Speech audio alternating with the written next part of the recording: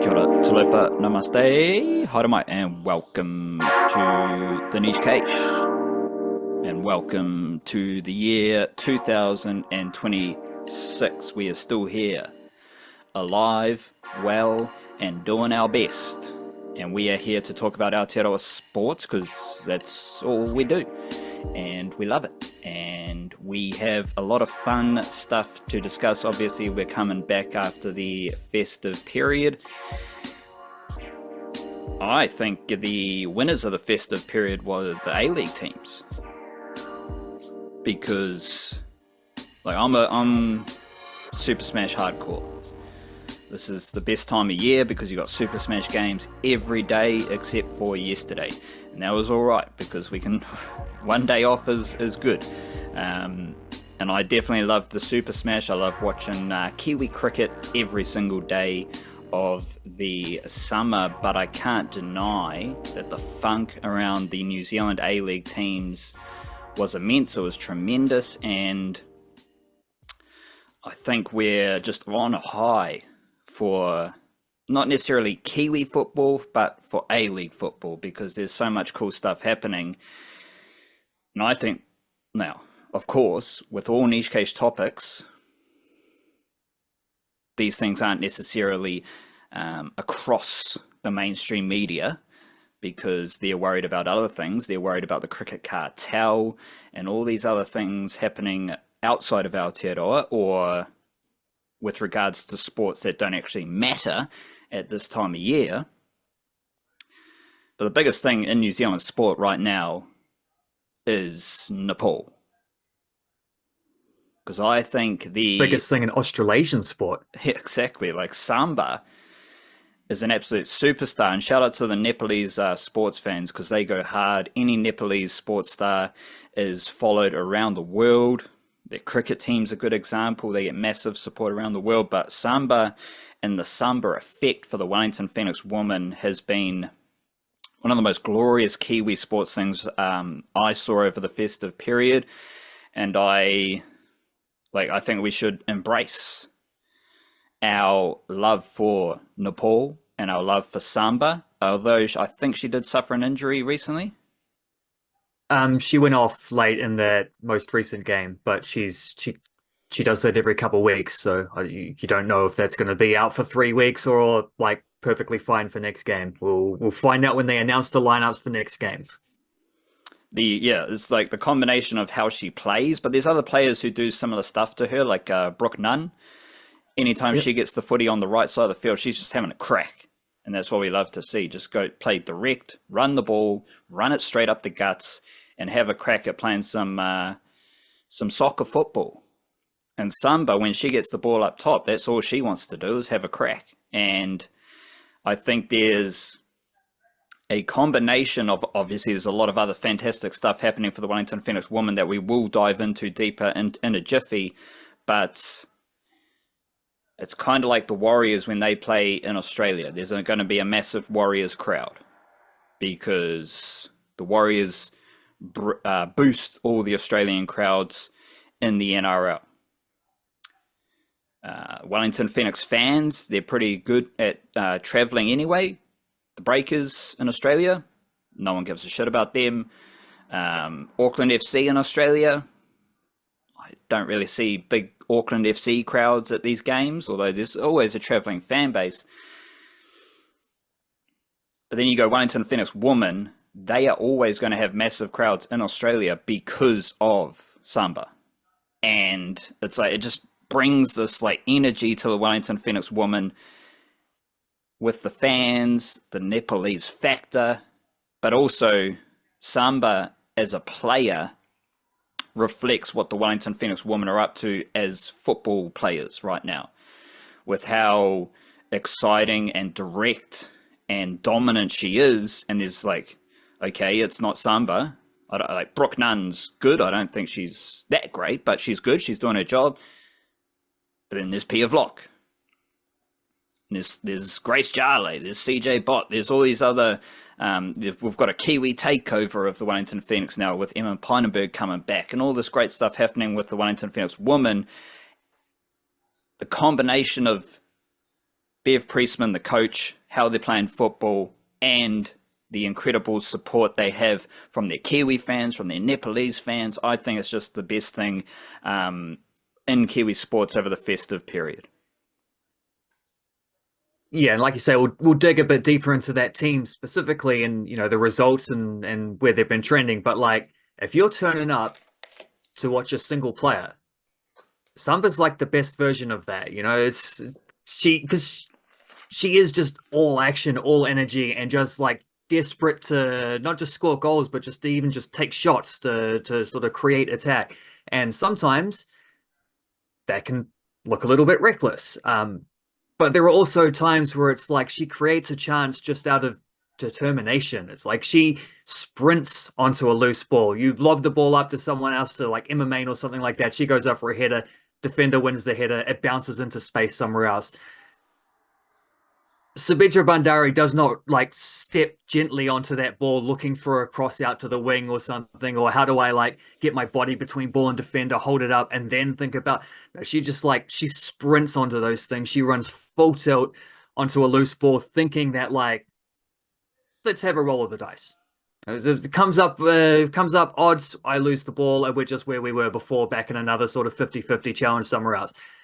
If it works, I get a shot away and maybe I score that goal because I am a pretty good finisher. And she is a pretty good finisher. She's a sort of volume shooter, but a lot of the top scorers are like that, where it's like you give her 1 or 2 chances in a game, she probably isn't scoring a goal. But if you give her 4 or 5, she's almost certainly going to score something. And that is like, if you're the Nepalese community turning up to watch, it's a lot more fun than watching a centre back who just wins headers. And and I know this. I'm an expert on what it's like to follow a single footballer in a team, because do this for all the Kiwi footballers all around the world. It's definitely more fun to watch the Chris Wood type strikers who score goals. Chris Wood, Sabitra Bhandari, very, very different styles of play, but the fact that that's the player at the end of the move is an exciting thing, and that also probably contributes to not so much getting the fans in there, because I think they're just going there to support their player. I think they would be doing that if it was a star player who was a centre back, if they had like the Nepalese Abby Urseg or something like that at the Phoenix, and I think it'd still be the case. But certainly for the atmosphere that comes after that, it's like every time she touches the ball, it's something to cheer about. And the fact is, when she touches the ball, she's touching the ball in attacking situations, trying to score goals, and lately has been scoring and setting up goals as well. So there's been the final product on the end of it too. So that's just, yeah, I thoroughly agree. It's just so much. It's kind of the most fun thing about the Wellington Phoenix women at the moment, at least in terms of like the minute 1 to minute 90 type thing. Moving into stoppage time, I think Brooke Nunn scoring a crazy flukish, but like I'm convinced that was a cross. But yeah, a miss hit that floats in. But we'll talk about that later as well, because I think that's the type of luck they don't normally get in their away games. So that's an idea I have up the sleeve for later. But yeah, and in terms of some of the bigger picture stuff, I've seen this team move into a side that seems like it's more competitive and actually will be making finals this year. That's something else. But for the just like the in-game excitement, the atmosphere, the energy, Samba has been like a knockout signing for all those things. I was tripping out while you're speaking because I was like, is he talking about Samba or is he talking about Eze? That is a very good point, because if Eze had a Nigerian fan base that brought like a couple thousand people to every single game, I think it would be the exact same thing. Because you kick the ball up to Eze, he's going to get it. He's going to chase it, and he's going to do some crazy shit. And we do want to work our way to the A-League, but Auckland FC had a draw last night, 1-1. But the game, what was it? The 3-1 loss to Newcastle. Newcastle, yeah, on New Year's Day. Everything was so clear for me because my mate. Because Lachlan Brook played on the wing?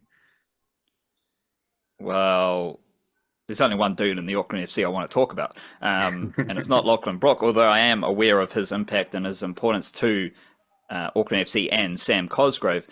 But ultimately, Auckland FC, they have, was a 1-man advantage or 2?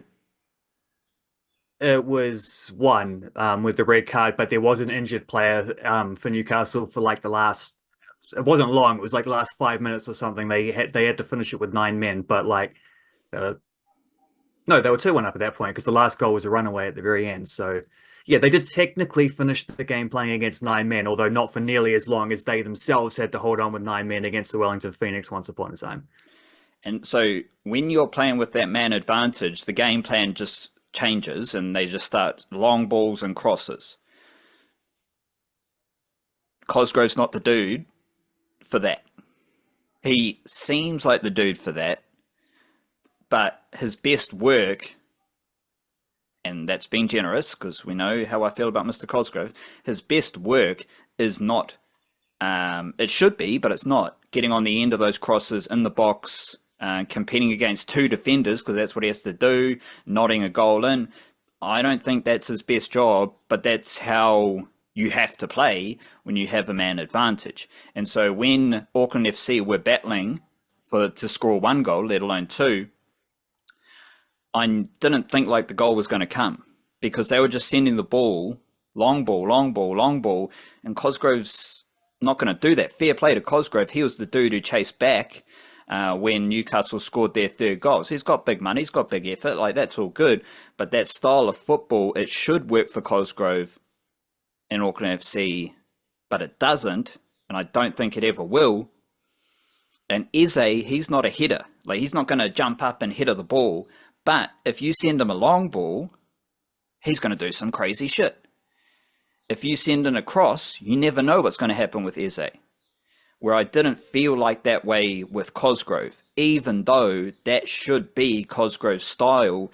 You're up a man, you got like at least half the game with one man advantage. You should be able to just get the ball to Cosgrove, score a goal, you're back in the contest. But that didn't happen. I'm not surprised it didn't happen. And I continued to like just learn about football through the differences between Cosgrove and Eze.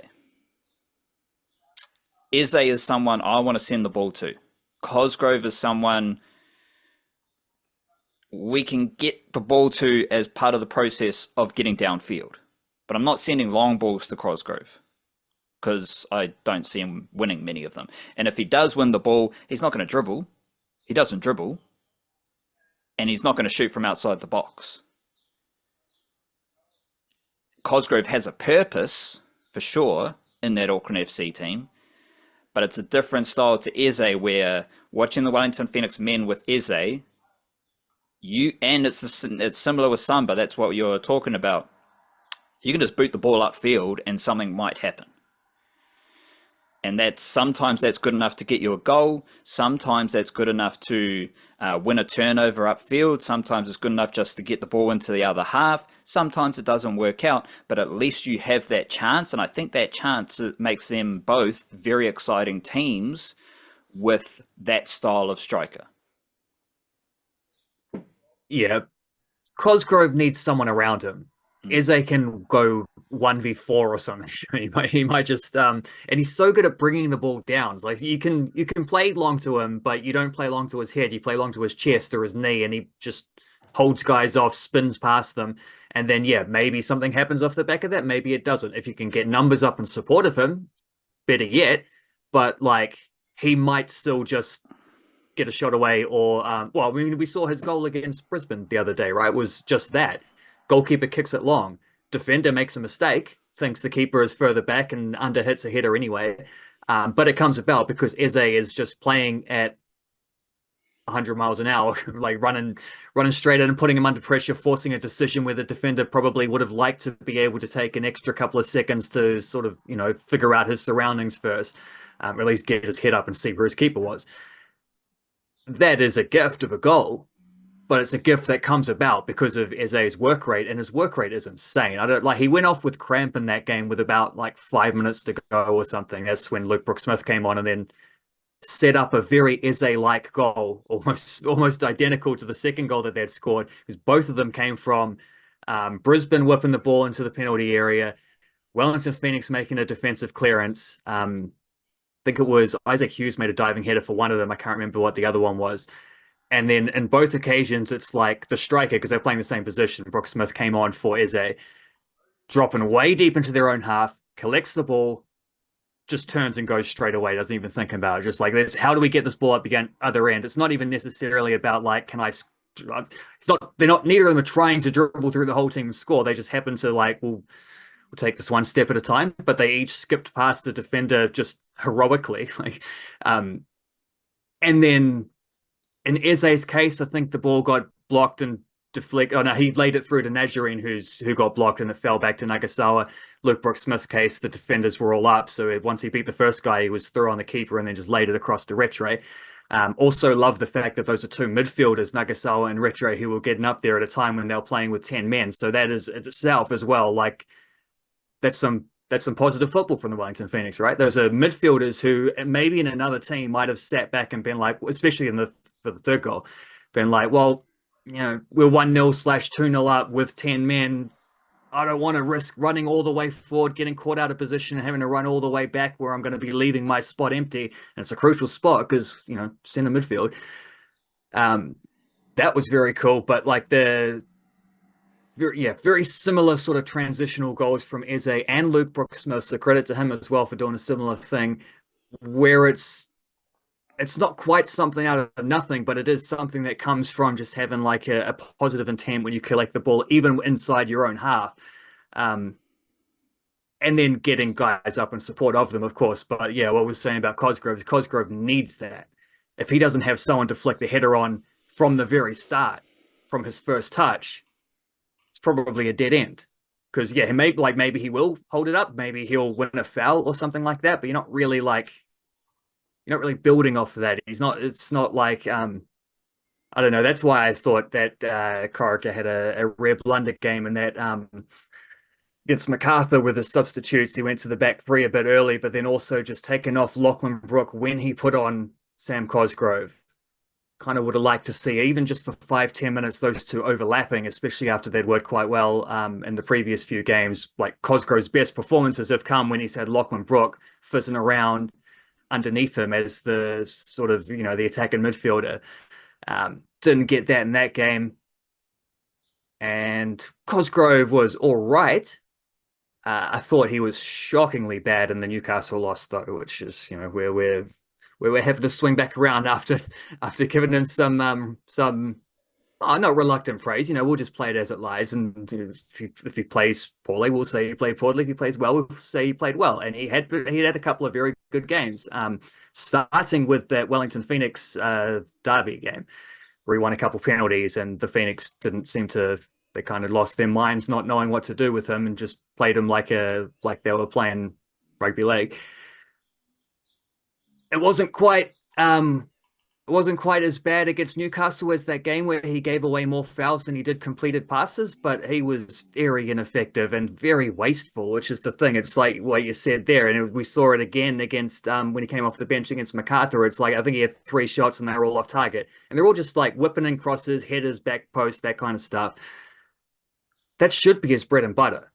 Like the player of that profile, of that size, and he has like the size, the strength is very legitimate. Like he's bigger than most players in the A-League. I think MacArthur kind of I forget who it was, but they subbed on an extra centre back basically to man mark him after that, and it was like similar to the Phoenix closely marking him in that game. So I don't really know that that's what you need to do. Like, you don't really need to put someone in there who's just going to grab him and play him that tightly. I think actually that plays into his hands when you turn it into like a physical contest like that, because he is tall, he is strong, he is good at that stuff.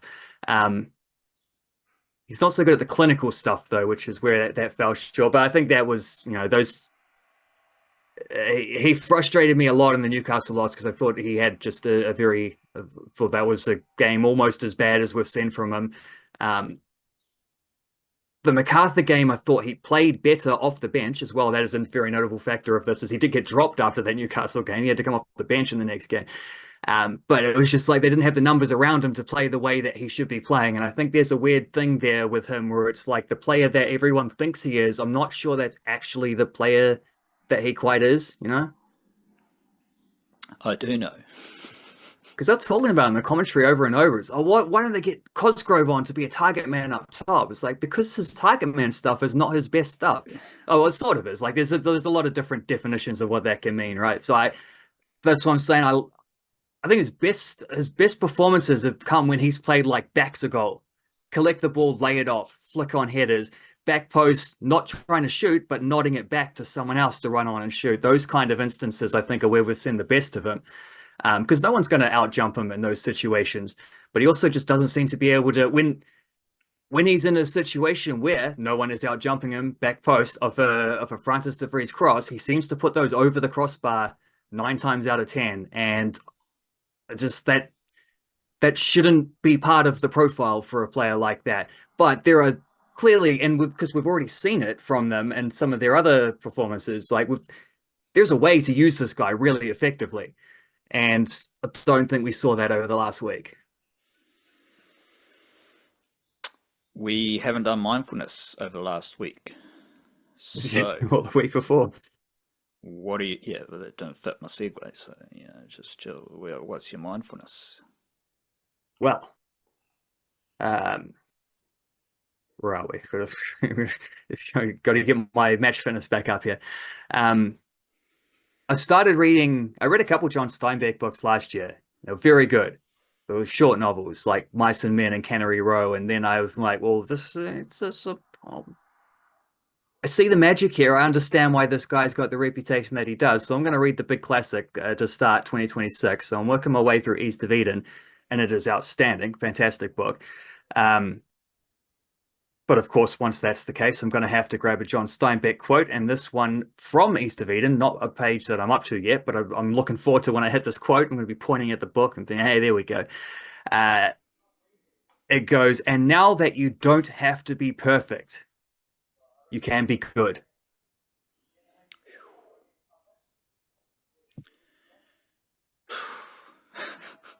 Good start to 2026 because... Not a perfect start, but a good start. Yeah, and that's the thing. You don't need to be perfect, but when you have ideas, when you think I'm going to do this, I'm going to do that, the vision you have in your mind is perfection. Yeah, absolutely. And then you don't do it perfectly, and you hate yourself, which obviously is not the best place for you to be. But sometimes just doing it is the perfect thing. There you go. Just doing it is perfection. Because everything's perfect anyway, to shoot down your mindfulness. So if we're dealing in the cosmic sense, absolutely. In the cosmic deity sense, the creator created everything perfectly. The creator has the master plan, to quote, I think it's Pharaoh Sanders, one of them jazz titans. Because if you just aim for the perfection, let's be honest, you're not going to get there, are you? And so what you're going to end up is with some kind of like failed project, whatever that happens to be. And yes, that is very demoralizing. And you're going to be mad at yourself for falling short in those ways because you set the bar too high, because you set the bar at an unattainable level. Whereas if you just release the burden of trying to be perfect, you can fall back upon like, well, let's just, it might not even be good. It might just be good enough, but that is good enough is good enough. You don't like aiming for more than is possible is only going to make you end up in that disappointed zone. Just be good. Just be good. That's fine. Just be good. Yep, just do your best. I will do a rugby league video on YouTube in a couple of days, and we'll pop up with another Super Smash update soon enough. But I've got one thing I've been thinking about with the Warriors is, well, I've got a couple things, but one thing is the depth. And because we heard it a lot last year on the outside back depth, and there's still, there's a lot of depth, chat. And like England, one of the cricket cartel nations that we can't name by the proper name, so I'm going to say the colonizers from the cricket cartel, like our depth seamers are better than theirs. straight up and down. I'm feeling pretty confident about that. Because we just saw our 10th and 11th seamer do the job. And I'm confident that the depth seamers are better than what we've seen from the cricket cartel colonizers. And I think a lot of Kiwi cricket, the depth is fantastic. I actually think the depth is fantastic across all these sports. The thing with the NRL is there's a limit to your depth. So yes, you can't have 10 fullbacks ready to go for your NRL team. I did a few Warriors deep dives over the festive period on the website, thenichecache.com, that you can read about, along with plenty of other Aotearoa sporting coverage. And I just want to get your kind of test your Dragons knowledge, but not test your Dragons knowledge, just see what you think. This is without preparation, so we'll see what you're capable of after probably not much, but we'll see. A couple weeks thinking deeply about St. George Illawarra Dragons Rugby League, where I know you've been doing that, so I know you're ready to go, fizzed up. Who are your two fullbacks? Clint Gutherson and Tyrell Sloan? If he's still there in week 1 next season. Is he still there now? I think so, but that's the thing. They tried to ship him, but I don't think he's actually gone, eh? That's the thing. Your second best fullback and someone who's part of your wing depth clearly isn't part of Shane Flanagan's plans. Yeah. So one of your fullbacks and one of your wingers is not wanted by his coach, right? The Warriors have two fullbacks. Shans Nickel-Croxdale, Tane Tuapiki, right there. Two fullbacks who we have seen play fullback in the NRL for Andrew Webster at a good level. They've both won rugby league games, and like many of these players, they have been part of a top 8 squad in 2 out of 3 seasons under Andrew Webster. I did see a thing, I think it was Shane Flanagan, he was talking up Setu too, as we talked about last podcast, but also David Fa'alongo was how it was reported, but he is an old NRL player who doesn't play NRL anymore, and he was meaning David Fale. David Fale, for you, who you might not know David Fale, he's a Marist junior from Auckland, went over to Australia and came up through St. Mary's Rugby League at the Penrith Panthers, and then he was a wing centre at the Penrith Panthers. I think he might have dabbled in a little bit of NRL last year, I'm not sure, but he was predominantly New South Wales Cup wing centre for the Panthers. He's good. He's pushing for NRL. Setu 2's pushing for NRL. You got Christian Tuipulotu. Who's the other winger? Tyrell Sloan. The Ifeanyi brothers, although they're wing centres, they probably a bit more centres, but at least one of them was playing a fair bit of wing last year. There's someone else I'm not thinking of, you've got Sloan himself, and then you've got 2 guys at the New South Wales Cup level pushing into NRL. The Warriors have 3 NRL wingers. Roger Tuivasa-Sheck, Dylan Watane, Zalesny Akalofiana, Khan Pereira. 3 NRL wingers. Okay, they don't have 6 NRL wingers, because you don't need 6 NRL wingers. You just need 3, and then you can put someone else on the wing. And this is a good thing about the Warriors, because they also have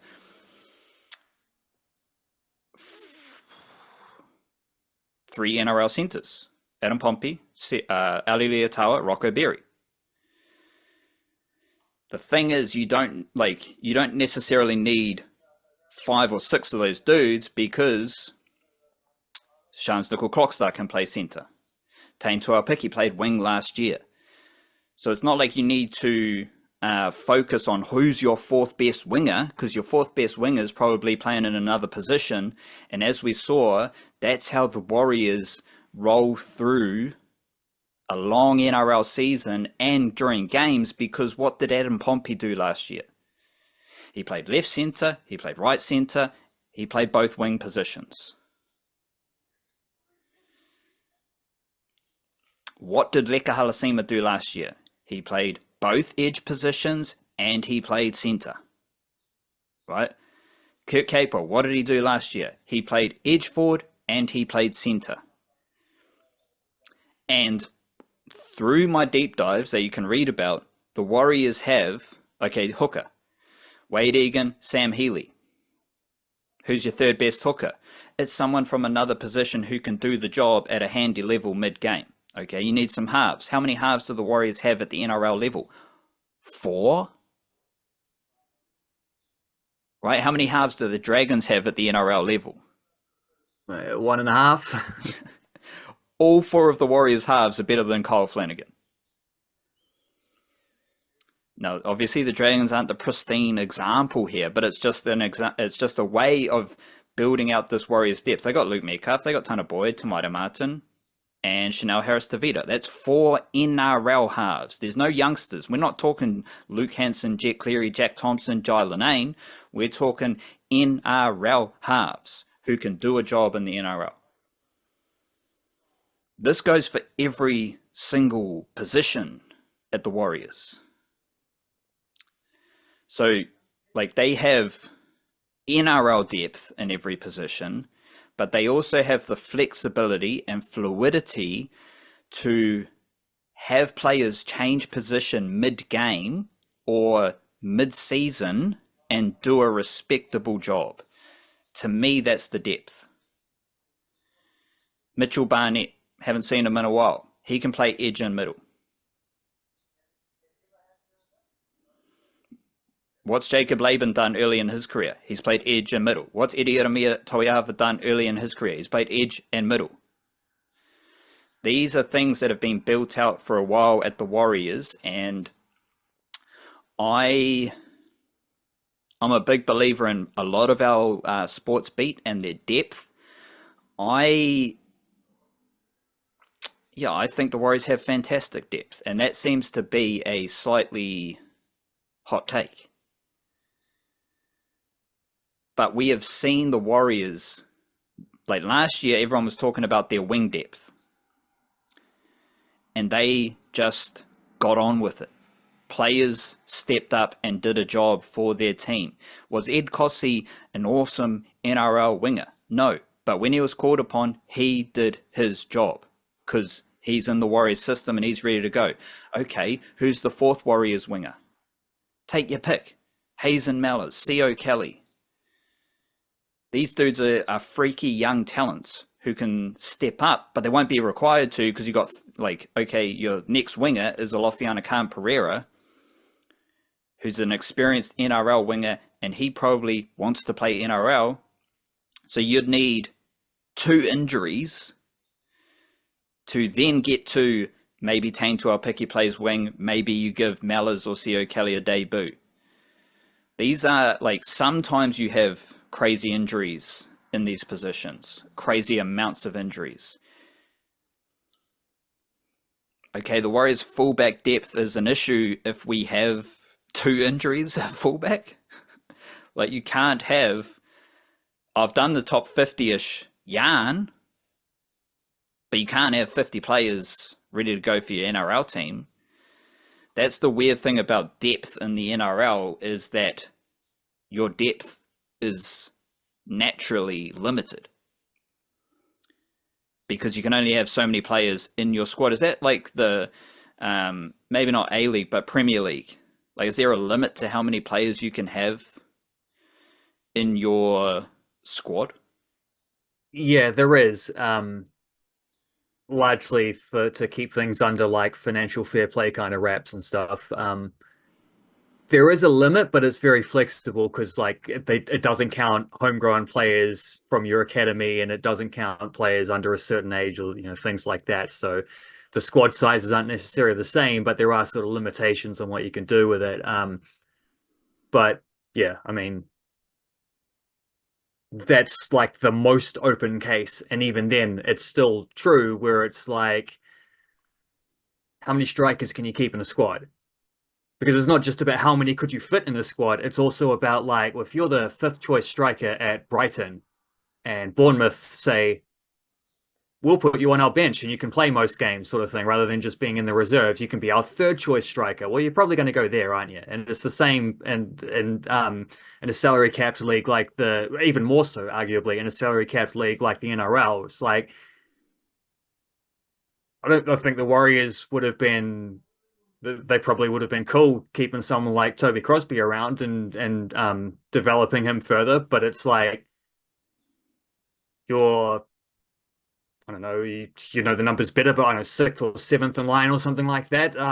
As a middle forward, Penrith Panthers come along, change of scenery. Why not? Like there's always going to be movement. Not even going from a bad situation to a good situation, but just going from a good situation to an equally good but different situation. Things like that. It happen a lot as well. So it's like you can't stay on top of this, but also like if the Warriors fullback depth takes 2 injuries to be an issue, like name me an NRL team that wouldn't have an issue if they lost 2 players, like their top 2 options in any position. Like they're your top 2 options, like whoever they are, they're your 2 best players in that position. So if they're not available, you're down to number 3. You're starting to figure things out about like, yeah, of course that's going to weaken your team, but like it's the same for everyone. That's like a lot of the Warriors' perspectives last season. Like if any other NRL team lost their starting halfback, their chances of making the top 8, like people would say, oh, their season's over. They're not going to make the top 8. Warriors made the top 8 without their starting halfback. Other NRL teams would envy that situation. But sticking to the football comparison, because we've talked and heard a lot about this, Auckland FC, on their bench, they have A-League players. Professional last night. Professional, mature footballers on their bench. Wellington Phoenix, their bench is usually full of youngsters. Right? The Warriors are Auckland FC in that situation. Your second best fullback has played lots of NRL already. Your third best winger has played lots of NRL already. Whoever you think your third best centre is has played lots of NRL already, because it's either Ali Leotawa or Rocco Berry. Your third and fourth half have played like almost 100 NRL games each. Like that's the Warriors Auckland FC depth situation. And I saw it last season. I'm seeing it again this season. A little bit of anxiety or just people talking shit about the Warriors' depth, where I view it completely differently. And I think we've already seen how the Warriors deal with departing players, because Tohu Harris retired, Dylan Walker departed, and they made the top 8. Adam Whanua-Blake left, they made the top 8. Like, these were massive issues. Sean Johnson retired. What happened? They made the top 8. Like, I think the depth is all right. But the most important thing is, yes, we talk a lot about the young talent at the Warriors, but the depth is mature players who have already absorbed a lot of NRL experience. Even Morgan Gannon, he's coming from the Super League, where he's played a bunch of Super League games already. So right now, first podcast of 2026, I want to make it crystal clear that I love the Warriors' depth. Let's wiggle into some Aotearoa cricket, where we are preparing for the Black Caps ODI series in India, which is basically a kind of a B team, a bit of a development exercise for the Black Caps in the ODI series. And I imagine we will have a T20 World Cup squad named very soon, which will be very interesting. And of course, we have lots of Super Smash happening. Game day today, Auckland hosting the Volts and the Sparks, who can't be called Otago, because for some reason, Otago was Otago for forever, even though they had Southland in their association. So I'm not mad at like changing your name mid-season, which is a bit ridiculous. So So that's weird. Like, surely you could have just had some planning and preparation and made this crystal clear before the start of the domestic cricket season. That's a bit weird. But the weirdest thing is how this happened for so long. Because we've already got other associations like Northern Districts who are called Northern Districts. They're not called Waikato with players from Whangarei. They are known as Northern Districts, right? Auckland doesn't have players from Whangarei and Northland under the Auckland umbrella because Whangarei is not part of Auckland. But for some reason, Southland was part of Otago cricket for as long as I can remember. So there's a couple of ridiculous things here, but the most ridiculous thing of them all is how did this happen for so long? And now here we are, and Otago cricket is no longer Otago cricket at the domestic level or the Super Smash level. And so because I am not part of the Sparks and Volts corporate entity, I can call them whatever I want to.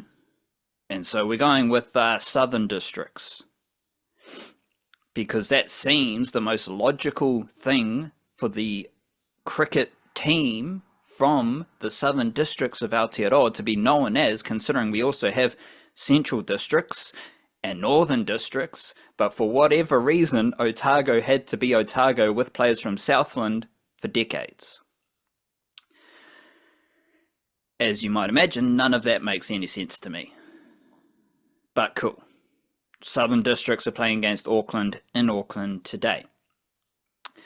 There was one bit of news that I did find fascinating, just to set up where we're at with Kiwi cricket right now, because the one and only Douglas Bracewell retired. And shout out to Douglas Bracewell. He was one of my favourite cricketers until Kiwi cricket got really good. And basically every all-rounder in New Zealand cricket right now seems so much better than Douglas Bracewell. But when Douglas Bracewell was playing cricket, the outswing, the good batting, the good cricketing instincts, it was all there. He retired. He got a hero's retirement. Lest we forget that Douglas Bracewell was one of the main victims of the no dickhead policy. Yeah, well. And I just did some quick Google searches. We got one, McCullum and Bracewell earn IPL contracts, February 2025. By that time, they've been playing Black Caps cricket together. Then they're in the IPL together. By March, so that was February 2012. By March 2012... 2012, right? Yes, 2012. We got a headline here. Brendan McCullum says the team was very disappointed by Jesse Ryder and Doug Bracewell's actions after the duo were axed. I'm not going to click it, so that's where the sentence finishes. Within the space of 2 months, Bracewell and McCullum were IPL buddies, and then victims of and then Doug Bracewell was victim of the no dickhead policy. 10 years later, Douglas Bracewell tests positive for cocaine. Now, everyone can do whatever they want. That's all good. We're not here to police anyone's vitamin usage. Preferably natural vitamins are better, and vitamins that don't empower multinational cartel criminal organizations. Like England cricket. Yeah, sort of. We prefer the more natural vitamins and minerals grown in the land of Aotearoa, and using cocaine, you're just empowering foreign criminal entities. But everyone can do whatever they want. We're not here to police people. I just find it weird that a dude who was the main victim of the McCullum no dickhead policy then tested positive for cocaine 12 years later. That's the dude. What happened to Jesse Ryder? You don't hear Jesse Ryder failing drug tests. He also didn't. Did he get a hero's retirement? No, I don't really He thought it just faded off. Eh? Yeah, Jesse Ryder wasn't graced with the luxury of a hero's retirement like Doug Bracewell, who had a good test against Australia, and then was judged a hero's retirement by all. It wasn't just New Zealand cricket. All New Zealand media was running stories about Doug Bracewell, and I'm thinking Doug Bracewell was good at cricket. He also was banished from the Black Caps under the no dickhead policy, and then 10 years later tested positive for cocaine. That's all quite funny. But that goes to show, because we're getting the Super Smash, we're getting players mic'd up, we're getting a full example of the state of Aotearoa cricket, where I just think these cricketers that we're watching right now are far better people. They are far more committed to being professional athletes than the previous generation of professional cricketers.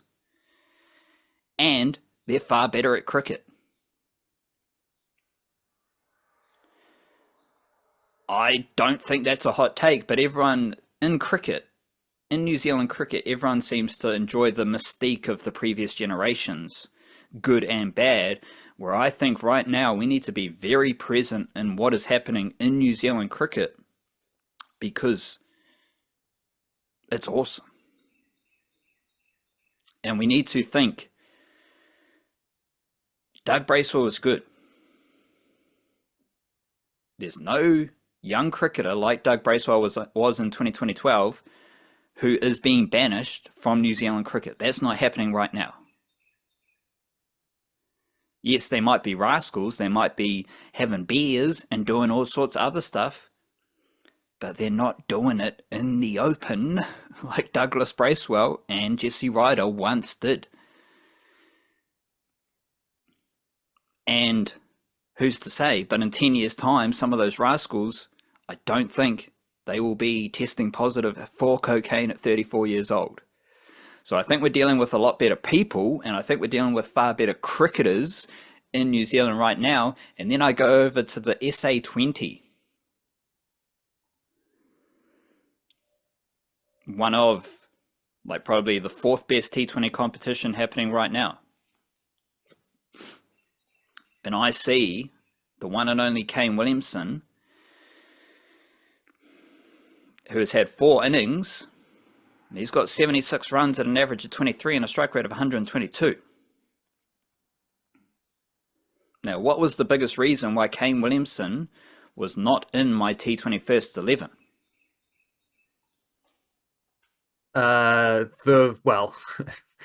See, there's a different answer to that, and there's a different answer to other people's first 11s.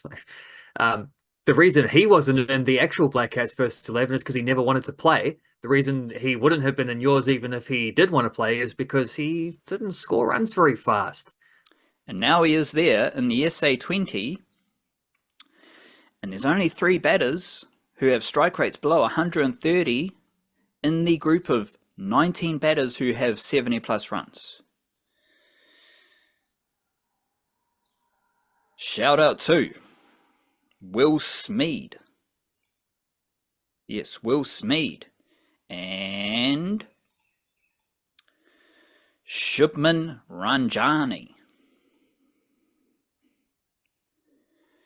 Because they're an illustrious company of having strike rates under 130 with the one and only Kane Williamson. And Kane Williamson has the second lowest strike rate of those 19 batters who have scored 70 plus runs.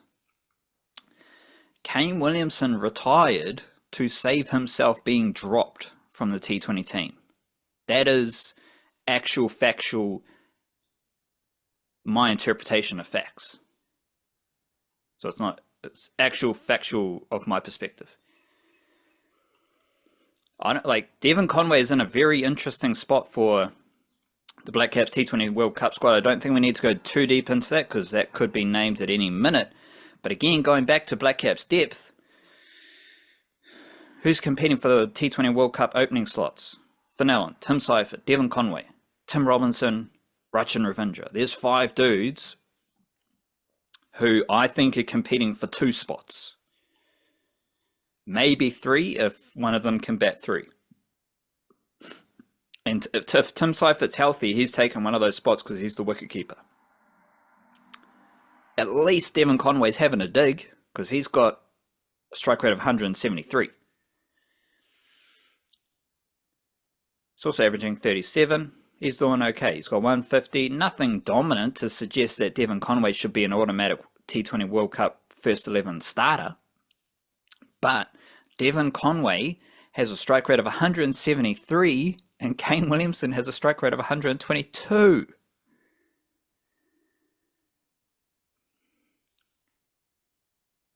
Meanwhile, in the Super Smash,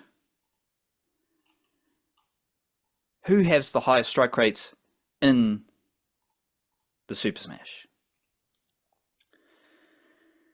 One of them, Scott Kugelheim is one of them, so shout out to him. He's the only dude over 200 right now. Very good innings at the end of the ND game where Jet Raval and Xavier Bell were subbed out.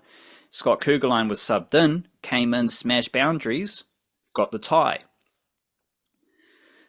After Scott Kugelheim, the highest strike rates in the Super Smash, Matt Boyle, Ben Pomade, Lachlan Stackpole, Mitch Hay, Bevan Jacobs, Jamal Todd, Jesse Tashkoff. With Scott Kugelheim, they are the only dudes with strike rates over 170. That's 7 batters who are 25 years or younger who, aside from Scott Kugelheim, have the highest strike rates in the Super Smash. But we're still worried about the old cricketers. And this is what we need to pay attention to, because there is a massive shift in New Zealand cricket where I believe the youngsters are better than the older players.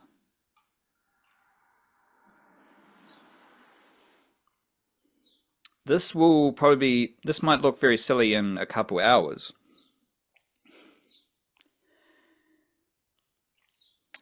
But Martin Guptill's still playing cricket. He's batting for Auckland. Who's the only Auckland batter with a strike rate below 100? Let me guess. Martin Guptill? It's Marty Gup.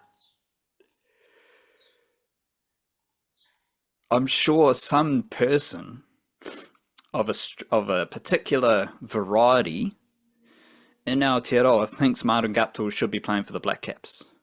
A particular vintage. Yes, specifically vintage. Meanwhile, in the Super Smash, because I don't think a lot of these people actually watch the Super Smash, where youngsters are doing crazy shit every single game, they want Martin Guptill there. What happened to Marty Guptill? He is playing at the Eden Park Outer Oval, so if you can't score at a strike rate over 100 at Eden Park Outer Oval, you might need to retire to save yourself from being dropped from Auckland. Or go play SA20, yeah. He's not even good enough for that. Who are the 3 best seamers in the Super Smash right now? You don't know that, so I'm going to answer. I don't know that. Fraser Sheet, Luke Georgeson, and Cameron Paul. Fraser Sheet, he's a bit older, 27 years old, but he's only just starting to crack into Canterbury's T20 first 11. He's played 7 games compared to 46 games of first-class cricket, and Fraser Sheet, he might be one of the most underrated cricketers in New Zealand right now, because he's averaging 28.4 in first-class bowling, 27.7 in one-day bowling, and after 7 games of T20 cricket, he's averaging 22.4.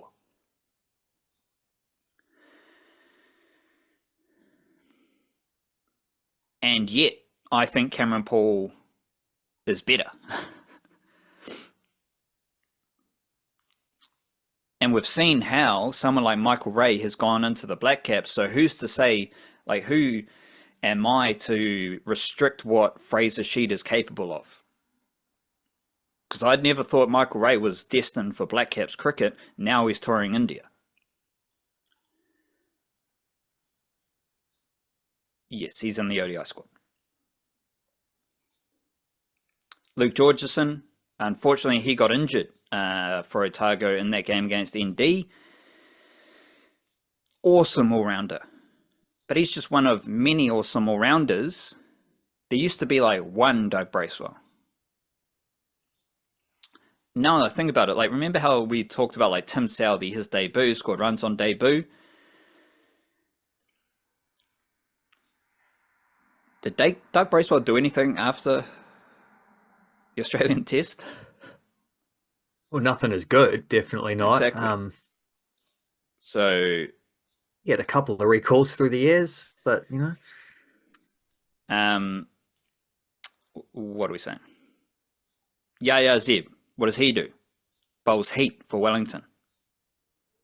Tim Pringle, he's already a Dutch international.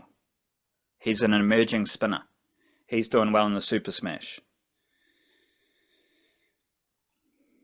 Then we go to the Women's Super Smash, where something amazing's happening, because amazing stuff's happening in New Zealand cricket. On the same day Elise Perry withdrew from the WPL, she was playing for Wellington. We don't know how many games she's going to play for Wellington, but she's not playing in India, and she is playing in Aotearoa. It does make you wonder, like, if it's good enough for Elise Perry to play in Aotearoa, why isn't it good enough for Amelia Kerr and Sophie Devine? Like, don't understand that one. But Elise Perry, Maitland Brown, another Aussie, and there's a couple of English players going around. They want to be part of the Super Smash. I think that's a positive note for the Super Smash. Mainly Elise Perry, who is an international superstar, who specifically withdrew from the WPL. Now, I'm not going to say she withdrew from the WPL just to play Super Smash, but those things happened at the same time. But none of the overseas women have been dominant in the Super Smash. Of course, Laura Harris smacked a lot of runs for Otago in one innings. She had one innings absolutely smashing boundaries, and then she scored 24 in her other game.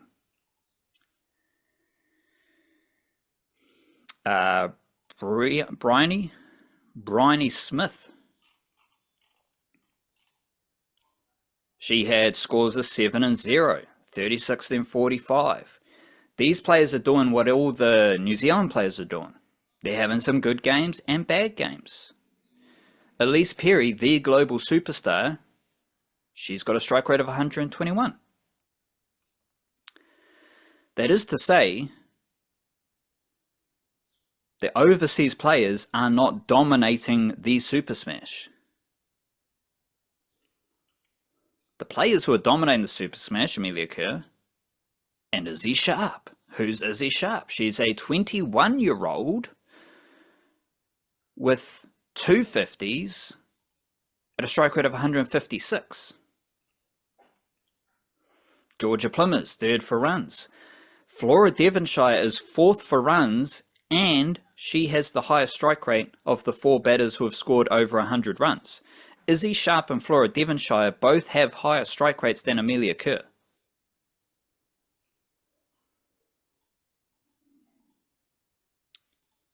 Who's the best bowler in the women's Super Smash? It's Zara Jetley, who's also the best bowler in HBJ Shield, best spinner in HBJ Shield. So she's at least the best spinner in women's cricket right now in Aotearoa. You could say she's the best bowler. She has not played for the White Ferns. Jessica is second. And then we go Louisa Kottkamp, Lucy Boucher, Emma Black. None of them have played for the White Ferns.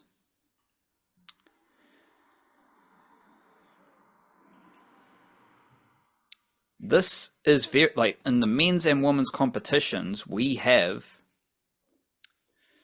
youngsters who are showcasing their talent in the Super Smash, and we have a lot of older players who aren't necessarily dominating in the men's competition, and we have overseas professionals who are not dominating the women's Super Smash. These are all pieces of the jigsaw puzzle that when you put together, you get a beautiful view of Aotearoa cricket. The only thing I can think of that would make this even crazier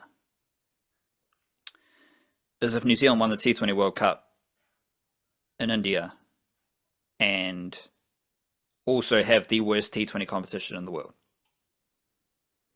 Allegedly. Allegedly, because the Super Smash is actually the best T20 competition in the world, and New Zealand is very good at T20 cricket.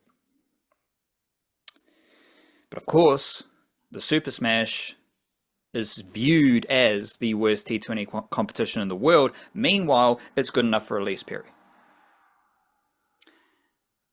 Meanwhile, we have youngsters dominating the Super Smash, dominating overseas professionals, and dominating senior New Zealand cricketers. Because the dudes who are smashing the boundaries in the men's competition are all 25 years or younger. And as a random note, here's a couple lefties. A few lefties. Probably more than a few. We have Matt Boyle, Max Chu, Lachlan Stackpole, and Jamal Todd. They're all lefties. And they're all smashing the ball because they're all part of that highest strike rate group.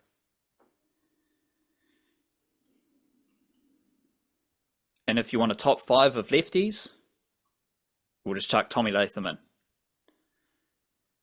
No, leave Latham out, put Ravinder in. Oh, you want to stick youngsters? Okay, we can chuck Ravinder in. Keep him young. At this point of the men's Super Smash competition, Reece Mardu's played one game. Curtis Heafy hasn't done much. Muhammad Abbas hasn't done much. But Muhammad Abbas, it does have a strike rate of 143. That's the other thing about the Kiwi cricket landscape right now. We have youngsters dominating the men's Super Smash competition, and the best batters from the other formats are not part of that conversation. Like Reece Mardu, I think he's going to play a lot of Super Smash cricket from here on out because there's Black Caps duty and stuff happening. He's not necessarily a first 11 T20 player for Canterbury. And his career experience, I think, reflects that because Reece Mardu has played 3 T20s. And he's the dude who averages 55.8 in first class batting and scored a 50 in his second ODI with a higher strike rate than the other top 5 batters in that game for New Zealand.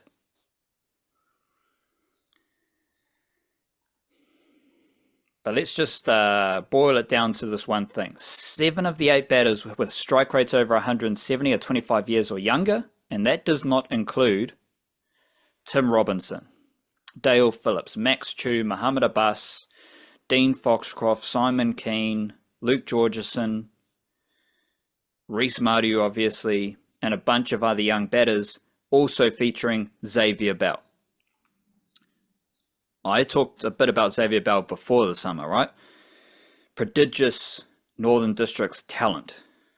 If you do a Google search for Xavier Bell cricket, you're going to find centuries, triple centuries, double centuries. You're going to read about how he's got a sponsorship. Let's see if Xavier Bell has a score over 30 this season. The prodigious talent at Northern Districts. He does not have a score over 30 this season. I think we got 5 Ford Trophy games and 2 Super Smash games for Xavier Bell. He's getting a good development opportunity here for Northern Districts under BJ Watling.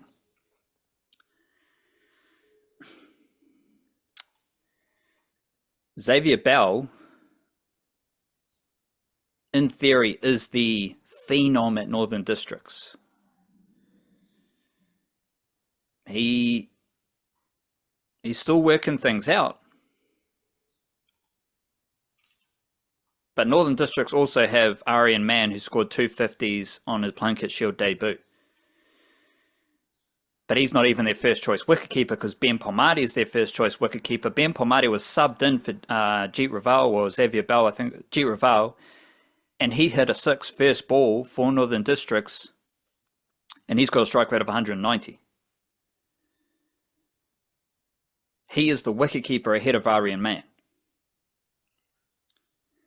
Northern Districts also have Snehith Reddy, who was better in the Ford Trophy than Xavier Bell. So right there, you've got 2 players who are younger than Xavier Bell who have done more this season than Xavier Bell. This is all quite convoluted and complicated. But even we've got a situation where the best youngsters aren't actually the best youngsters because there's other youngsters who are doing better. It's crazy.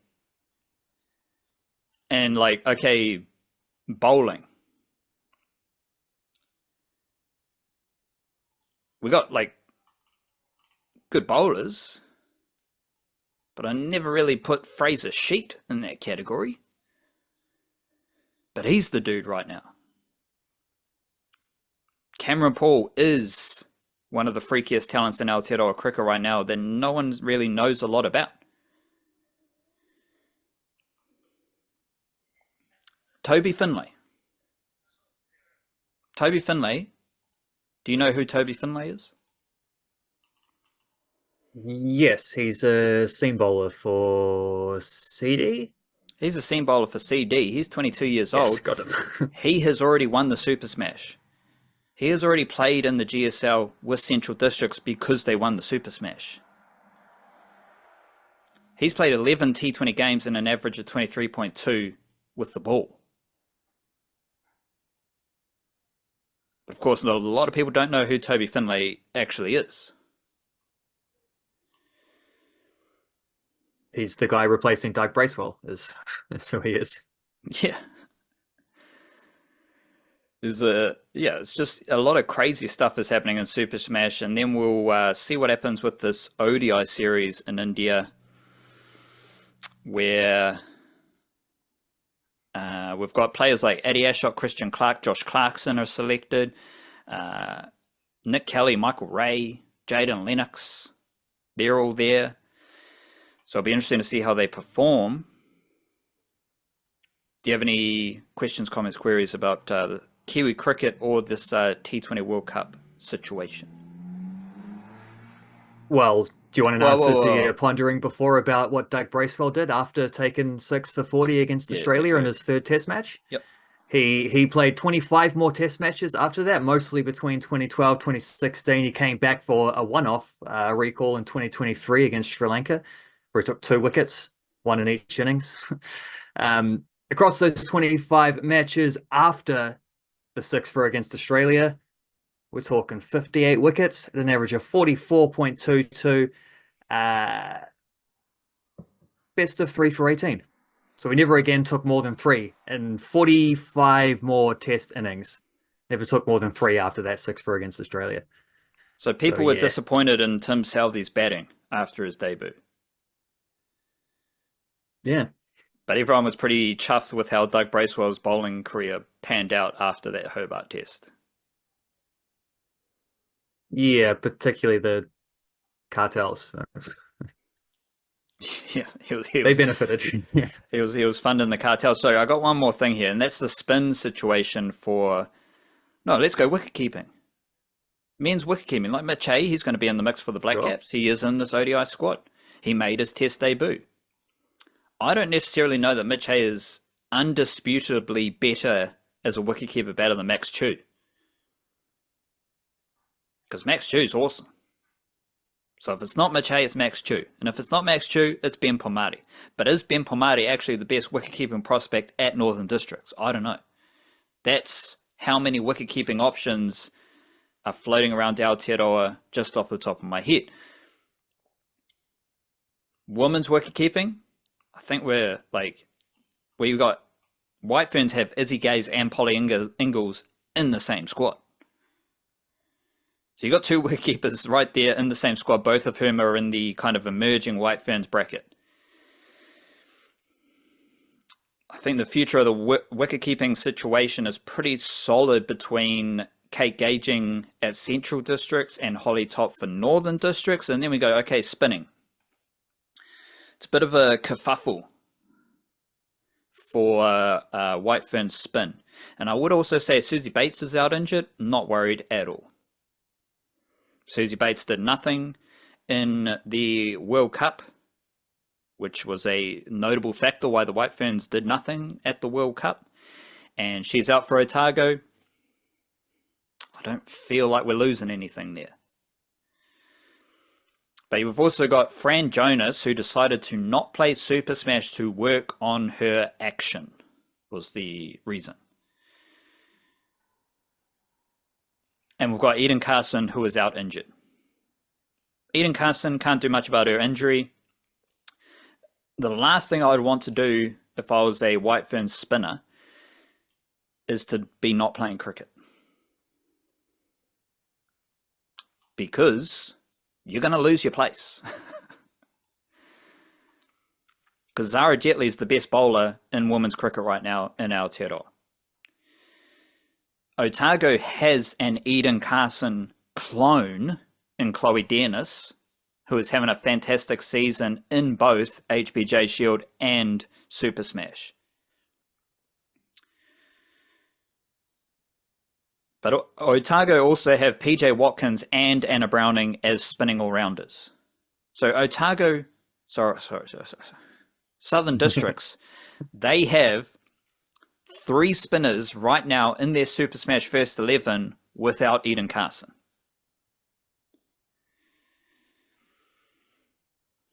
Auckland, they don't have Fran Jonas. And they don't necessarily have a spinner aside from Bella Armstrong, who has just started bowling spin and she's doing a job. But I was all like, oh, this is the thing. Before the summer, I was already thinking Flora Devonshire is just better at cricket than Fran Jonas. She's actually kind of spins the ball. She doesn't bowl left arm in swing. She is a far better batter because she has one of the highest strike rates in the Super Smash right now. And she's a far better fielder. So that was happening before the summer. Since then, Fran Jonas has decided not to play cricket, and Flora Devonshire is basically Central District's best player.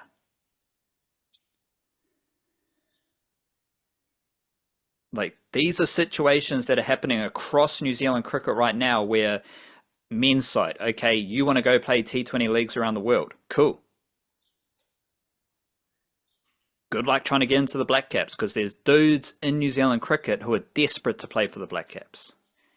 And they're showing that desperation by their performances in the New Zealand cricket silo.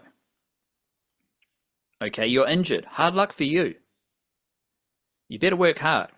because if you're Eden Carson, there's no automatic pathway back into the White Ferns if you're not necessarily Otago's best spinner, or if the other spinners also bat and score runs. I love Eden Carson as a cricketer, but we can't assume that she's just going straight back into the White Ferns when a lot of the best bowlers in the Women's Super Smash right now are young New Zealand spinners. Okay, you want to take time out for your mental well-being. You got to sort out your brain. You need some mindfulness. You got to look after yourself in all facets. If you're not playing cricket, the state of New Zealand cricket right now, you're probably going to lose your spot. And that's just how it is. And I think these are situations that we never had before. Especially like Fran Jonas took a break 5 summers ago. She'd be straight back into the White Ferns, regardless of how she performed in domestic cricket. If you're not playing cricket right now, you are going to be overtaken by someone else. For the men's side, it's more, if you're not playing cricket in New Zealand for New Zealand, you're going to be overtaken by someone who is desperate to play for New Zealand. Okay, let's go seam bowling. Let's check in with Molly Penfold. She's bowled 7 overs. She's got 1 wicket, 48 average, 6.8 RPO. She's got 1 wicket. I'm just going to go down the wicket-taking charts and name young seamers who have more than 3 wickets. Louisa Cockcamp, Lucy Boucher, Emma Black, Hannah Rose doing well, Gabby Sullivan, Jess Simmons, Marama Downs, Missy Banks, Claudia Green, Kaylee Knight. Rosemary Mayer, 1 wicket, averaging 89. Like, these players have been in the White Ferns. Even Bree Illing, 1 wicket at 54. They're playing today, so we'll see how that plays out. Those players went into the White Ferns. Bree Illing, I think, is shaken up. Bree Illing already forecasted this with how she stepped into the White Ferns. Bree Illing overtook Molly Penfold in the White Ferns. That's the point. Bree Illing is a new seamer. She went into the White Ferns, overtook Molly Penfold. Right now, I have Bree Illing ranked ahead of Molly Penfold in the White Ferns seam stocks. But there's an army of seam bowlers around Aotearoa right now who are doing far more than dibbly-dobbly in-swing. They're bowling heat. Louisa Cockcamp bounces. Lucy Boucher, dominant. Kaylee Knight is one of the fastest bowlers in New Zealand. Jess Simmons, heavy ball. Marama Downs, full of nibble. If you're taking a break, if you're out of form, you better do something for women's cricket and New Zealand's cricket, men's cricket in New Zealand, because someone is going to take your place. Do you have any less hot takey cricket ideas or questions? Black Caps adjacent, Super Smash adjacent, specifically not cricket cartel adjacent. Well, I did have one, which has come from my not watching like all of these Super Smash games, but tuning in here or there. And that was going to be about Flora Devonshire's sort of White Ferns angle, because I think she has played for the White Ferns, and I think she was in as long as I'm thinking of the right person, she was in the latest World Cup squad, but then got injured, and I don't think actually partook. I think it was something along those lines. But you kind of answered that question already, but I don't know, maybe there's more to add to that, the way she's because I assume she was picked as a spinning all-rounder, right? But she's also just like smashing the ball with the bat, which seems to be a fairly common thing. Like, there's been some, I don't know if this is going to be proven by stats, but it feels like the women's Super Smash strike rates and boundary rates are like flying at the moment. I watched that that might have even been a CD game. They were playing against Canterbury, and it was like a 5-over game, and Canterbury scored like 70 or 70 something, like nearly 80 of this, I'm getting it round the wrong way, of like their 5 overs or whatever, and then still lost. But yeah, I don't know. Did you anything else to add about how Flora Devonshire might fit into a White Ferns thing, seeing as she sort of already has a foot in the door, um, or whatever else angles that might lead to? Yeah, she was in the World Cup squad, and they were going to spinny conditions. So I think having the spinny all rounder definitely helped. And then she did get injured, so she's only played in two T20s, but she's only bowled in one of them and hasn't done anything in the other. So she hadn't played an ODI before being named in the ODI World Cup squad, which is an indicator of how the White Ferns assess her talent. There is stuff happening in the Women's Super Smash that is making it like higher strike rates and all that. They got the 150 target. Maybe the boundaries have been brought in as well. But these players are also training very hard. You know, there's far more money and resource and winter activities available to them, both here in New Zealand, overseas, to develop their games. And obviously younger players, they're going to be more eager and willing to smash the ball around, but it's not like all the youngsters are smashing the ball around. I think because Izzy Sharp and Flora Devonshire were two of the best youngsters last summer. They were doing some great stuff, but now you're seeing, I think, them just come into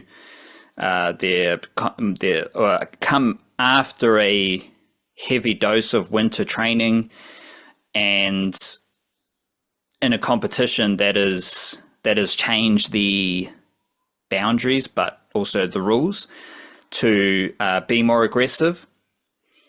But these players were like, they caught my eye because they were playing aggressive attacking shots. Like Izzy Sharp was playing aggressive shots down the ground through the offside. Flora Devonshire was looking good as a lefty before this summer. And other players who are like high strike rate players in Women's Super Smash for the younger Kiwis, like Olivia Gain. She scored 36 runs in the most recent Otago game before this Tuesday game against Auckland, Southern Districts. She was already an aggressive player on the rise for Southern Districts. Jodie Dean, she's been good for Canterbury. She was already an aggressive batter. I think you're just seeing a lot more young players get game time, but they're also having, because it's like the same as NRL where all the Warriors players, they're coming in with 3 and 4 summer trainings under Andrew Webster. So when you're thinking, okay, who's going to play the Dylan Walker, Tohu Harris role? This is something else I've been thinking about. Well, you've already got the dude right there, Aaron Clark. He was a halfback. He was a hooker. He can pass the ball. Now he's playing as a middle forward, so he does that role anyway. But everyone else has been working on their passing every summer under Andrew Webster because that's a fundamental element of Andrew Webster Rugby League. I learned about that when it was Fisher Harris and Andrew Webster at the Panthers, because Fisher Harris was doing more and more passing when Andrew Webster was the assistant coach. And you've seen Mitchell Barnett. Now he's a good passer. So you got those players who are developing skills at an older age bracket, but you've also got the younger players, Dimitri Vaimunga, who already has a passing skill set for playing midfield and first 15 rugby for De La Salle College. He's had 3 or 4 summers training under Andrew Webster, building that craft, building that skill set. And so you like those systems are just getting fine tuned. And of course, the New South Wales Cup team plays the same way. So Tanner Stowers-Smith, he's doing that passing skill set at the New South Wales Cup level. They're running the same shapes for the NRL team. Easy transition. For cricket, it's the winter training.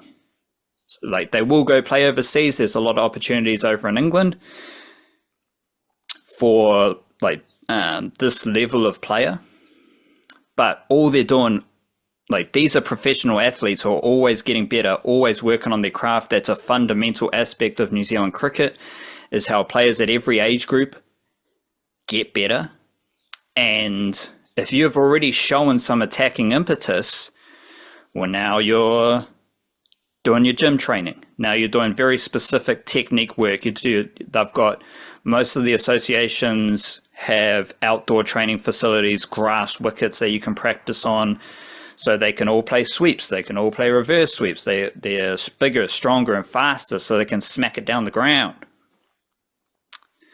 And that is the biggest thing, I believe, for these players, is that winter training period. And respectfully for the wahine, I will say, like, the body shapes are changing. Which is always, you got to be respectful to women and their body shapes and their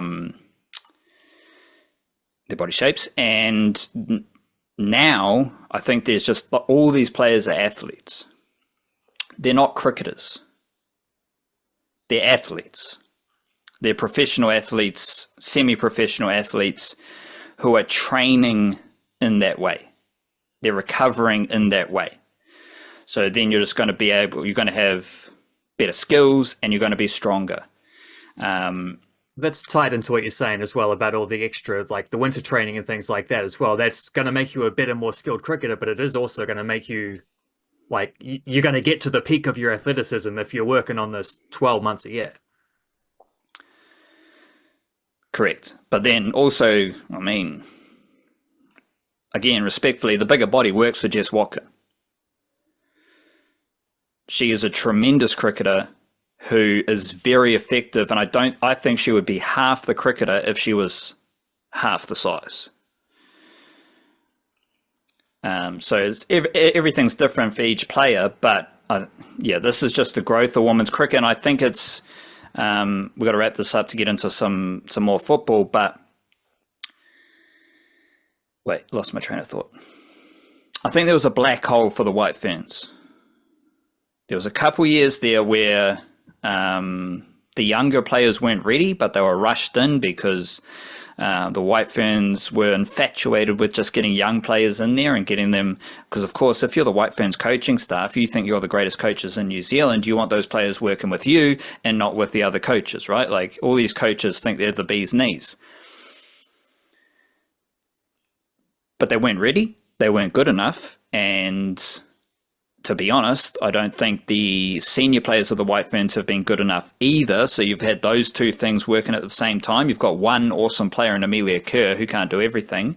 And I don't think the White Ferns have been as good as they should have been under the leadership of Sophie Devine and Susie Bates.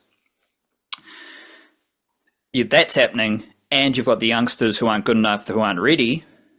So I think that was the black hole. And I don't think they're quite there yet, but you're seeing signs of it, right? You're seeing Brie Ewing have an impact for the White Ferns as a lefty seamer.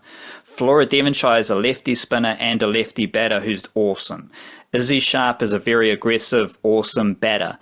But then there's players below that, Yazara Jetleys, Kaylee Knights, who are going to come into the White Ferns setup. And I think we aren't far away from the White Ferns being one of the best 4 teams in the world, like the Black Caps are, undisputedly. But we've got to be honest, the White Ferns are not a top 4 team right now because they're just coming out of that black hole. But I think you're going to see in a couple years that the White Ferns will be a force in women's cricket because, like, in that time, other nations, their talent and their investment in women's cricket came together at the same time that the White Ferns were in that black hole. But now you're going to see the White Ferns catch up. Well, you know what I like about what you're saying there, to tie this into some football stuff, is the 3 or 4 years aspect. You know, you don't see the full benefits after just 1 year of this kind of, like, of the, you know, full professionalism type thing. Just, it's not just about establishing more professionalism in women's cricket, but also just players moving into those, like, being selected in those teams. You know what I mean? Because I think there's a lesson there to be learnt about the Wellington Phoenix and the amount of young players that they play as well, where it's like you can see the talent. That's not necessarily going to get you to win games when you're relying on that many of them at once in their first or second year. it's the third or fourth year when they've had just like multiple preseasons, ideally with the same coach, but it doesn't have to be with the same coach because there are other things that are just purely whoever the coach is, whatever team you're in, purely on the player's responsibility to get yourself in the best shape, learn your rhythms, and like you're saying about different body shapes for different players, find what works for you, like whatever that happens to be. Your match recovery, your mentality, making sure you turn up game after game after game consistently every time, which is something that's very easy to slip on. That's actually something Chiefy was saying about Luke Brooks-Smith in the press conference after the Brisbane game. Is it's like not in a way to blame him, but just in a way to saying this is what you get from young players is that one game he looks incredible, the next game maybe he just fades into the scenery a little bit too much. That's very common from players who haven't done this week after week after week that often. And he's young even for a young player like that dude. And even when they did have a team that had their best ever finish, Chiefy's first year, and made it to the semi-finals, and they did rely on like academy players coming in and being awesome. That was not Ben Old's first or second season with the squad. It was Alex Paulson's first season as a starter, but it was probably his third around the first team squad. He'd spent a whole year before that sitting on the bench behind Ollie Sal, which is funny to think about now in hindsight. And the year before that was actually the year that he made his debut. So that was at least his third season in like full time in the first team. Ben Wayne had Ben Wayne's the head left by then, I think. Hey, but he'd still like when he was scoring goals for the Wellington Phoenix, he'd been around since Marco Rudan, I think. Probably he was playing when that was when he was the coach. He'd been around for a couple of multiple seasons there. Finn Sermon, he'd had a season where he came in under Fuktele, played a few games because there were a bunch of injuries, and it was also a COVID year. Next season, he didn't play much. Third season, he's locked on, and he's just like one of the best centre backs in the A-League. And then he goes to America and has half a year where he doesn't play barely at all. And then the next season, he's one of the best defenders in MLS. So there's a little trend there for Finn Sermon.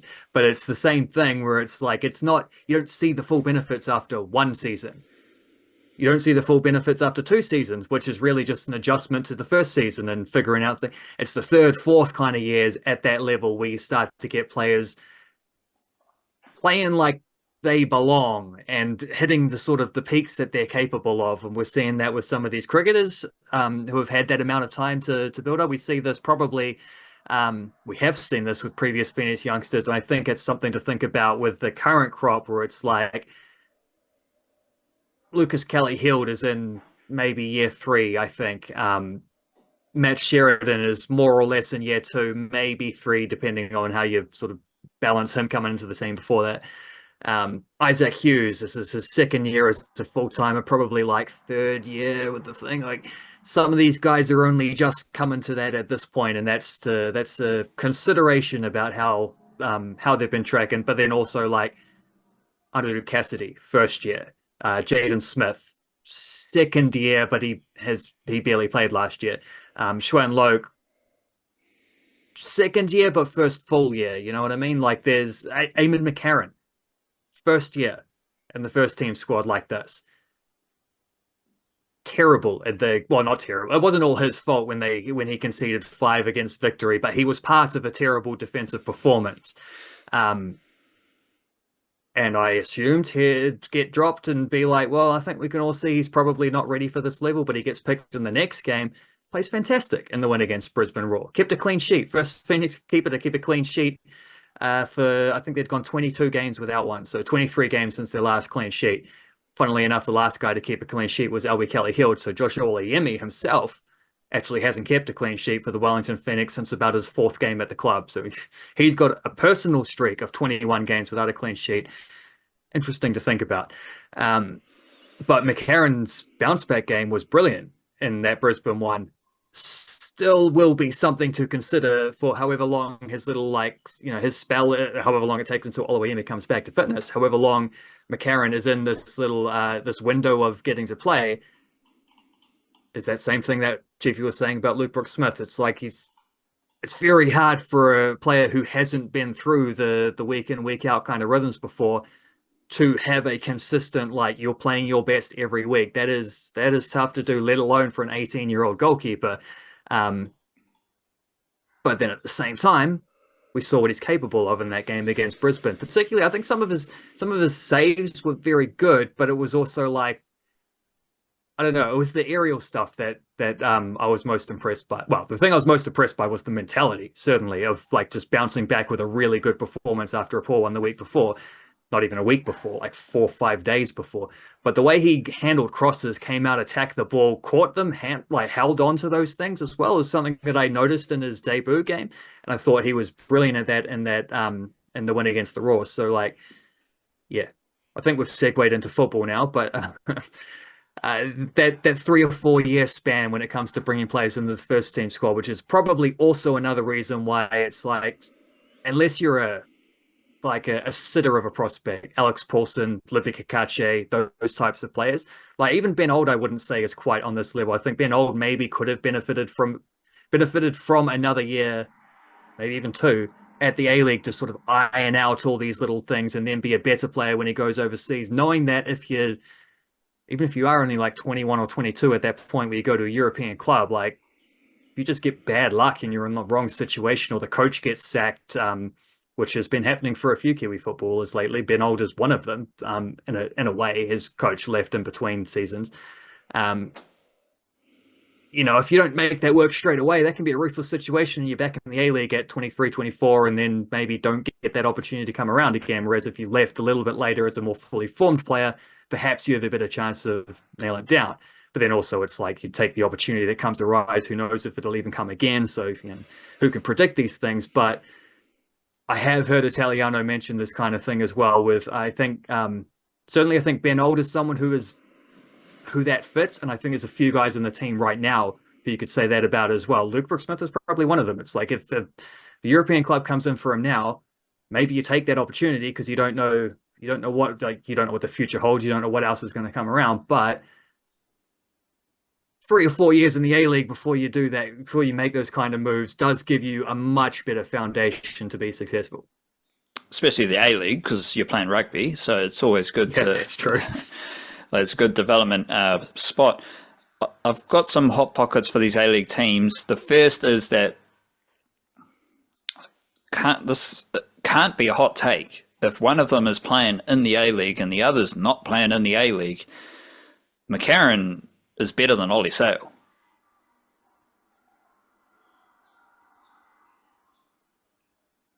I think that depends on what we're saying better at. Goalkeeping. But yeah, because like you could say that Michael Veld is better than Eamon McCarron. Michael Veld has had a very good season. So if he's better, then he doesn't have to be better than him to not be playing. You might, like if Sale's kept behind a better goalkeeper, he could be better, but stuck in a situation as well. I'm not here to debate it. I'm saying Eamon McCarron is better than Ollie Sale. Well, I'll tell you one thing, no doubt about it. He's kept more clean sheets than Ollie Sale has this season. I have seen by that metric alone. I've seen them both play A-League football, and McCarron, this is the other thing is defense, which I think is very important for these 3 teams, but before the 5-1 loss to Melbourne victory, Wellington Phoenix won 3-1. Then they won 3-0. And I think we can all agree that was a shit Wellington Phoenix team performance against the Melbourne victory. Yep. No, it was, absolutely. Was Mandrake playing that game? Yes. Because I remember just before that in the newsletter, I'd gone through the stats about how they're way better when Mandrake is in the back line versus when he's not in the back line, and then they conceded 5 goals with him in the back line in the next game. So it was like, yeah, right. I guess I got that stat in just under the line. Your mate Sheridan wasn't playing, so that was the big omission. No, he was. I don't think he was in the back 3. Oh, yeah. He was playing right wing back. And then this latest game, he moves to left centre back, which was interesting. Not just to centre back, but to the left side. He usually plays on the right side. So Hughes was on the right, Mandraker in the middle. Yeah, They've yeah. moved, even when they haven't changed the trio, they've moved them around from one to each spot. But those three were really good against Brisbane. It was Sheridan's best game of the season too, for sure. I love him so much better when he plays centre back. Yeah. Because we've talked about it, people have Ollie Sale in their fictional All Whites World Cup squads. Like, who's to say Ollie Sale is better than Albie Kelly-Heald, let alone McCarron? Like, if you're the backup goalkeeper, these are the situations you're in. Yeah. Michael Vowd isn't in that situation because he is the starting goalkeeper for the best team in the A-League. And yes, Auckland FC is still the best team in the A-League because they're first. And there are some defensive stuff happening there, but this goes back to the Aotearoa sporting depth. We have just been introduced to a new young goalkeeper at a club that already had a young Kiwi goalkeeper. And the other New Zealand A-League team has 2 New Zealand goalkeepers. Now, there's 2 New Zealand goalkeepers who are starting in the A-League. And I find it absolutely ludicrous that one of the All Whites World Cup squad goalkeepers is going to be the dude who's not playing in the A-League. So if you see Ollie Sale in any All Whites World Cup squad imaginations, just remember that I think that is absolutely ludicrous because he is not playing in the A-League. Like, Auckland FC have a goalkeeper who is playing. So Steve Corica thinks that Playing well. Steve Corica thinks that Michael Vowd is better than Ollie Sale, straight up. That is obvious. I now think that Amon McCarron, as an 18-year-old, is he 18? As an 18-year-old, he's doing okay. Like, he looks like an A-League goalkeeper. I think there's far more details specifically with the Wellington Phoenix, with how up and down they are. They're a little bit inconsistent. They have a young group, so you do need as many veterans on the field together. You need things clicking in place for them to perform. So I'm not too worried about that 5-1 loss against Melbourne Victory, because again, you've got young players who are trying to play A-League football at the festive time of year. Not only is that a unique situation, but you're playing a lot of games in a short amount of time, which is very difficult for young players to do. So I'm not too worried about that result. But when the Wellington Phoenix are playing well, they've conceded 1 goal and 0 goals. And a lot of that has to do with Eamon McCarron, who I think is a very good goalkeeper. And I haven't seen Ollie Sale play in a while because he's not playing in the A-League, so I think Eamon McCarron is better at that. But then you go defense, and when the Wellington Phoenix win, their last 2 wins, they've conceded 2 goals in 2 games outside of that Melbourne Victory performance. Auckland FC, people think that Auckland FC have the wobbles because their defense isn't quite as good as it once was. But they've conceded 11 goals, which I think is slightly higher than it has been or it was last season. But they still have a top 3 defense. Sydney FC have only conceded 7 goals, and Brisbane Roar have conceded 9 goals. Both are better than Auckland FC, but they've got more losses. So Auckland FC is still finding the draws. But I don't feel as confident about Auckland FC defensively as I once did. So that's something to note. And I think the best Wellington Phoenix football is based on their defense. As we know, defense wins championships, and I think that's on display. That's been on display with Auckland FC, even though they haven't won the championship. And I think it's on display with Wellington Phoenix because, again, their best wins, their best performances when they are defensively solid. And I think you're starting to see how that can happen, as you said, with Hughes and Sheridan and Kelly-Heald around Big Dog Man Draker. Short shorts, high socks. I can see a path for Wellington Phoenix being very good defensively. I can see that path with the players they have in that defensive unit. But then you go Wellington Phoenix woman. What's the best thing about Wellington Phoenix woman football? Not the buzz, not the vibe, not the buzz, not the hype. What is the best thing about Wellington Phoenix football? It's their defense. They have conceded 6 goals. That is tied for the lowest in the A-League women with Melbourne City. Now, the Wellington Phoenix women have only played 8 games, which is at the lower end. But they are very good defensively. There's a stat situation there, but it's also me watching Wellington Phoenix women play football. They are an awesome defensive team. You couldn't say that about previous Wellington Phoenix women's teams because they were flimsy. They were brittle. They were kind of soft and like just the vision I have of players ripping into challenges. Like they are ruthless. Wellington Phoenix are ruthless. And yes, there is the Samba attacking funk. There's Pia Vlock up front. But the best thing about Wellington Phoenix women's football is their defense under Bev Priestman. And they didn't have the wins at the start of the season, but as we talked about, their defense was very good. There were 0-0 draws, 1-1 draws, and everyone was tripping because they weren't winning. But Bev Priestman instilled a defense that was instantly effective. Immediately. And then the other things started to be added on top of that, which you would expect: chemistry, building relationships, building combinations, building confidence.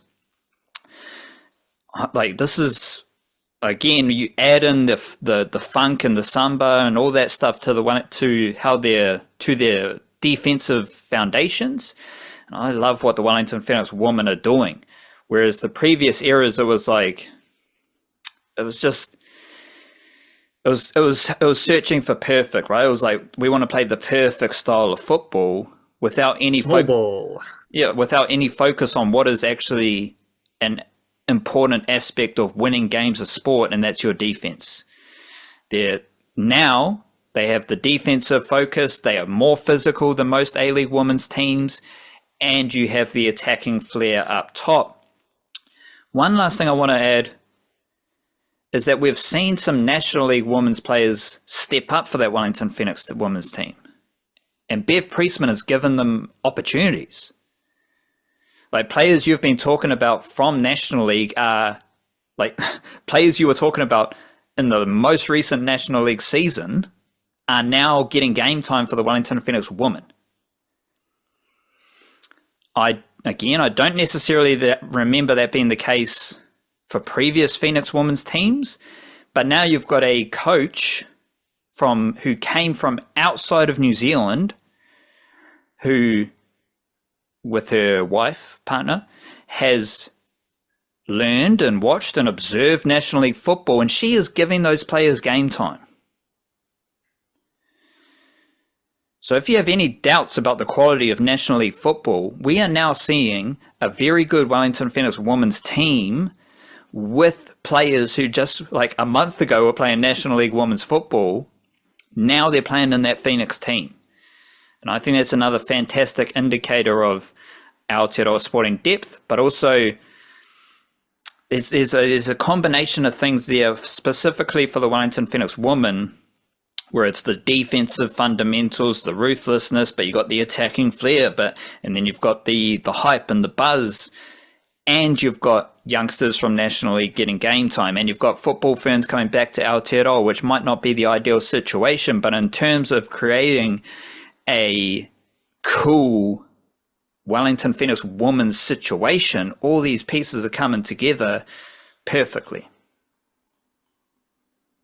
Yeah, I mean, I was thinking about this prior to the Brisbane game, and so it was something that was going through my mind while I was watching it, is yes, they've signed CJ Bott, one of the best football ferns players right now and of the last couple of years. Maybe not in 2025 because she hardly played for the football ferns in that year, but coming off of the back of a spell with Leicester City. But it was also like, she's just turned 30. She's not I think she's just got engaged as well. She's from Wellington, so this was like a life decision to come back to play in Wellington for a few years and to do it before she's like over her peak kind of thing. Like she wants to come back and be a star player for her hometown team, and she's doing that.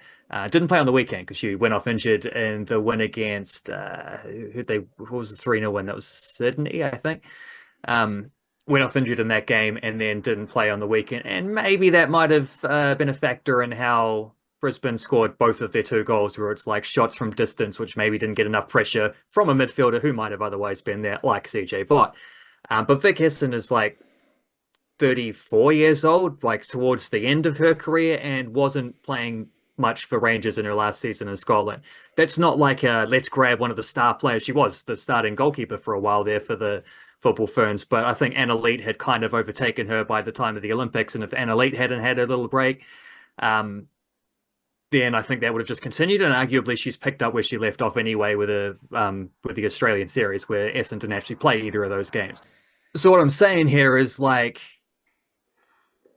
they haven't just gone ahead and signed like a Football Ferns first 11. You know, it's a better squad than they had last year. I think their imports are a little bit better and more effective. But I don't think the difference between where they were in the previous 2 seasons and where they are right now is that pronounced, which makes it interesting in how much of it's like how much more the coach seems to be getting out of them. And I like that. There was something I've been thinking about as well, was the way in which Zoe Benson, the way in which Pia Vlok have come in from outside the academy specifically, not just good National League players, but good National League among the very best National League players, although Vlok was already with the Phoenix by this year, so she didn't actually play National League, but player of the, in fact, so Pia Vlok was the player of, she scored in the National League Grand Final in 2024 and was the player of the day. Zoe Benson scored the winner in the National League Grand Final in 2025 and was the player of the day. So they've signed the best player from the previous 2 National League finals, who just so happened to be like 20 years or younger. That's interesting as well, because it's not just relying only on the academy, whereas I don't like Dan Hedwards, I think, was the only Phoenix player for the men's team that was signed from outside their academy. The year before that, they signed Corbin Piper, they signed Luke Brooks-Smith, who remain really important players, but they otherwise are leaning on their own self-developed youngsters. I kind of like that balance of being able to pick and choose between both, which you can do. You're a professional club, and Aotearoa, you can take your pick of players from other National League clubs. But the defensive thing as well is very important to note, because that is the foundation of what's made them different from last year this year, because arguably they're still, even though they scored 12 goals in the last 3 games, they're still missing chances. They're hitting the woodwork every single game, sometimes multiple times. There's like shots being cleared off the line. They're not that clinical, even though they scored 7 in a game not so long ago. They've not been that clinical, but they've been so good defensively throughout. There are no soft goals getting through them. The softest goal they've conceded for about a month was the first one against Brisbane, where it's like Vic Hesson got her hands to a diving shot, probably should have saved it, but like plenty of other A-League goalkeepers wouldn't. And it was the saves that weren't made by the keeper at the other end that ended up getting the Phoenix a draw. Vic Hesson was the better goalkeeper in that performance. And a lot of that is anchored on like Mackenzie Barry, Ellie Walker, Marissa Vandermeer started every game in the back 3. Phoenix men, when they play well, it is built upon really good defense. Probably one of the reasons that it's not there every week, though, is because there's a lot of chopping and changing there by necessity, but still. Something to track from the Phoenix. It's a good point. And Auckland FC aren't as good defensively as they were, and funnily enough, Nando Peinecker isn't necessarily playing every game, so I think that's a key factor as well. Agreed. That's us for this week. We'll be back on Thursday with a bonus podcast for the folks on Patreon and paid Substack subscribers. Big up yourself. Kia kaha. Stay beautiful. Church.